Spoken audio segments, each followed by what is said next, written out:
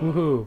Welcome back to Owl House episode 9. After having power outages and refrigerator problems, we're able to watch this now. Yeah! Yay. I'm doing a little dance. Those aren't related either. Those are two separate incidents. No, the refrigerator breaking down was mine. Power outages is Nick's. I'm really excited for my next character arc like that.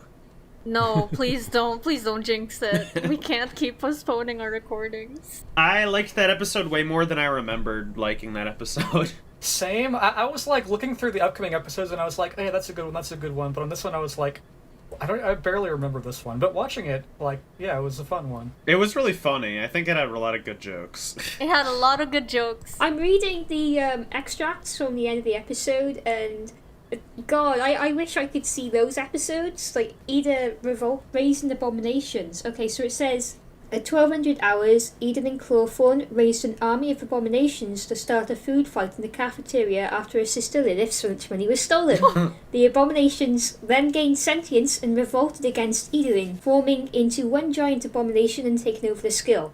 Edelin, Lilith, and the thief had to form an unlikely alliance to stop the giant abomination from destroying Hexside. I would watch that episode. Oh my god, I need that. I need that episode so bad. Yeah, that does just sound like an episode description. Give us flashback Ida episode, please. Oh my gosh, that guy, the abomination on the left, it's Sans. No. It's Sans Undertale. Guys, it's Sans. Anyway. It's Sans. Anyway. What did you think of the episode, Tipsy? Oh, okay then. I thought it was a good episode. I wasn't a fan of the main plot of the episode with the whole human appreciation society rubbish. I thought there were lots of funny jokes in the episode. I particularly liked the watch with the eyeball that he would punch when he wanted it to shut up, and it would bite him to tell him that instead of ringing. I really enjoyed the plot with Edelin going back to the school and confronting the head teacher about all of the mischief she got up to, especially the graffiti. Mother, no. Yeah, I was gonna say that was like my favorite joke in the episode. You're like, why didn't they wash that off yet? It was really funny. It just runs away from you. I don't have any strong thoughts on the character front other than watching Ida go back to school was hilarious. Yeah, I wasn't a fan of the bully character. He just, like, wasn't... I don't know. I don't know. It's like, he wasn't enjoyable to watch. He was just frustrating to watch. Does that... Yeah, and it makes me wonder, like, is that a good thing? Is that a good writing thing that they're Not making? Not really, because I was gonna say, it's like, I don't love to hate him. I just hate him. There's a bunch of characters that I can think of from, like, other series that are, like, supposed to be bad characters to hate, but I still enjoy their screen time. His screen time, I was like, ugh. Shut up. Like, but isn't that like meta where we can really feel how Gus feels because he hates him? I mean, don't get me wrong, I really hated seeing him on screen. It was so annoying. Like, they're drawing out his character to show us that, like, oh, look at him, he's a mean guy. But, like, I know, I get it. Yeah, like... I didn't think Gus hated him at all. Gus just seemed sort of, like, indifferent to him at the end of the day, and even saved him from detention. Yeah, that's another thing. We continue the scenes of horror in, like, another, like, kind of monster scene. Like, I mean, even though that wasn't really a monster, it was more so, like, many horrible snakes. But, like, another really cool bit of imagery. I really enjoyed that part. Yeah, what is it about this show and making the sentimental parts during the hype? Like, they really love doing that. I was gonna say, I think this one worked. It wasn't perfect, but it was a little better than usual. Usually they, like, for instance, like, when the bully, he was lying. But, like, when he did his little speech about being the new kid, I almost believed that was going to be real because of how the show writes those moments. But, like, the Gus one at least felt kind of natural to me. And they didn't, like, stop the music and do a sad piano. He just sort of panically said it. Yeah, You know? true. Yeah. How about you, Tulip? Well, the plot in this one is really shallow. I think all the best parts sort of come in around the plot. Like, the school is fun to see. Their weird detention was cool. That was the monster you were just talking about. We got to see, like, Willow in plant class for a second, and, like, Illusions. Illusions saved the day in the end, but, you know, it was set up before that. We got to see, like Gus's illusion clone. That was funny. That was good, yeah. Yeah, the school is kind of its own character, and it got, like, a ton of development this episode. When he pulled the alarm bell, and he pulled a tongue, and it just gushed water all over him, Is that like supposed to be like a sprinklers thing? Yeah, I think so. I just love all of that stuff. What about Nick? Yeah, Nick.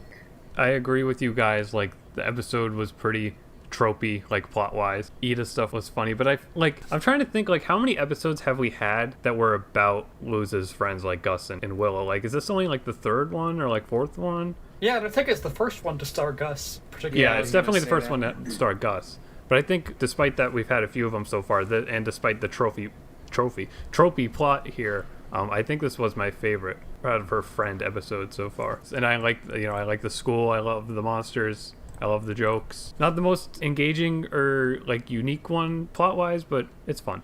Yeah. Tom's turn. Alright, so by the end of the episode I was just doing a little dance because of how happy I was. Oh, I know, you were freaking out.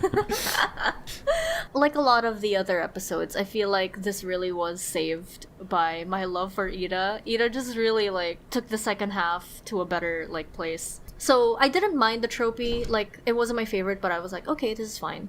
And I thought it was gonna be, like, an okay episode, but once, like, the Ida story came in, now I, like, really enjoyed it. I really loved it. It was very fun. But the jokes all throughout are very funny. Besides the mother no joke, they kind of did the similar joke with Gus killing off his illusion. He threatened to kill him. He was like, like putting a thumb over his neck. It was really funny. I really liked the jokes this episode. Don't forget the one with Willow saying, "I'll show you which plants are poisonous, and then I'll let you touch them." Yeah. It was really funny. I think my one problem that I remember is I feel like Willow's anger subsided too quickly.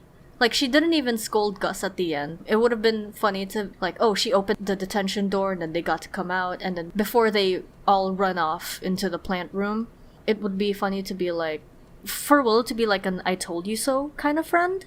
Yeah. Trip him with a vine. Oh no, that's too mean. What if she went in and saved them from detention? I wanted to talk about, while we were watching the episode, like, there were those guys who were, like, sniffing out trouble, literally.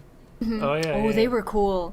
And they did look cool, yeah. They had those upside-down skulls masks. Yes. Were that, like, was that mask or was that actually the I can't face? tell. I don't know. But I remember, Dom, you said something like, well, if that's how it works, how come there are bullies at all at the school? I think it's something like they only care about the specific rules that there are, like on the book. Yeah. And I guess, bullying isn't against the rules. They did say in the episode that that's new ever Yeah, since Luz it's got ever banned. since Luz came in. So I guess it's gonna take some time for kids to get used to them, not be mean. One more thing to mention is, like, I'm wondering how old Ida is, and if Lilith and her are, like, twins. If Lilith just aged more gracefully, or, like, the curse Are they twins? No, I said I wonder if they are. I don't think they are. I headcanon they're twins just because they look alike so much. They at least were in school at the same time, so it's Yeah. like, I think the curse, like, just makes Ida frail or something. Like, that's why she Aw, looks so Yeah, much well, older. we know that it affects her hair, because Yeah. She's got orange Willis hair. said that in the other episode. But she always mentions being old and her bones and all that, and I'm like, so it probably affects her, like, that way, too. We got to see baby Ida. Yeah, I like her on We the got two to bugs see with her little cat face. She's so cute. Oh my god, I'm so happy. I can't believe they fed us like For this. some reason, I thought she always looked like she does. Like, I didn't imagine that young Ida would look more human and have red Right. hair, for example, and look like one of the other kids at the school. Lilith barely does herself. She looks kind of a bit like Ida. I wonder what yellow is. So Ida here is wearing yellow. I wonder what her track is. I mean, she never joined a coven, so does that mean she... No, like, I don't do you have think to join a coven to be in the class? No, I think you are just in a track. Because there's no abomination coven, but Yeah, there is. Isn't there? is there? Isn't that a main... Yeah, well, I think that the, like, main 9 tracks are the same as the main 9 covens, I think. Do Amity and Willow wear? So Amity wears purple, which is abomination. And what did Willow wear in the first episode she was in? Did she wear purple as well, or did It she was wear purple green? too, and then it changed to green at the end of the episode when she switched to plant track. The point I think I was making about the, like, rules and stuff is that maybe the lore is a little bit more cohesive than I thought it was after rewatching the first episode, and I was like, well, this conformatorium thing, conforming isn't a big deal later. And it's not really, but, like, maybe it kind of is. that's like a theme that's running through. With like the covens and stuff. Yeah. Yeah, no, I agree. Just not as much on the nose as it was in the first episode. Yeah, I'm interested to know when she was cursed, because she seems pretty uncursed in those. So, yeah. And I Yeah. wonder when she was cursed. Ooh. Let's watch and find out. Okay, I'm turning this off. Okay. No, wait, we didn't give our no. ratings. Oh yeah, ratings. Oh, yeah, okay. I Have you didn't turned turn it off, Chad? No, I didn't. Okay, good. All right, let's do Tipsy first. Crap. I'm giving it a 7 out of 10 because I really liked looking at Ida's backstory in the episode and the shenanigans and having to wash graffiti. I thought that was quite delightful, so I thought it was serviceable. 7 out of 10. Chan, 7.5. Tulip. I'm gonna go with a 7 as well. Oh wait, no, Crown first. I will also do 7.5. Yeah. We're in the 7.5 coven. I'm giving it a high 8. A Ooh. high 8. High 8. Wow. Is I that just really 'cause you- enjoyed the jokes. I think the Yeah. jokes really Yeah, they were was good. on point this whole episode. Was laughing the whole time. Yeah, it was funny. Now I'm All turning right. it off. Wait. I also What? I just want to mention that there was a poster for Grom in the background. And I that's saw that. That's a surprise What? tool that'll help us Where? later, right? Who's Wait, Grom? where? Yeah, What? it is a. Who the heck is We'll Grom? get to it. We'll get to it. How do you know that? You're not caught up. Because because it's the only thing I see on social media right now. Okay, next episode. Grom. What's Grom? Why? Okay, never mind. I'm stopping the recording. Bye. Alright, bye.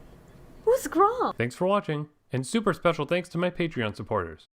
If you enjoyed this video, please feel free to hit the like button, subscribe, and hit the bell icon to know when I post a new video. Be sure to stay tuned for more new videos and live streams. Follow me on Twitter and TikTok to get frequent updates and video clips. And consider supporting me on Patreon for just $2 a month to get some behind-the-scenes content, like scripts and review notes, and even early videos. Once we get about 20 Patreon supporters, I'll start a Discord server for us to chat.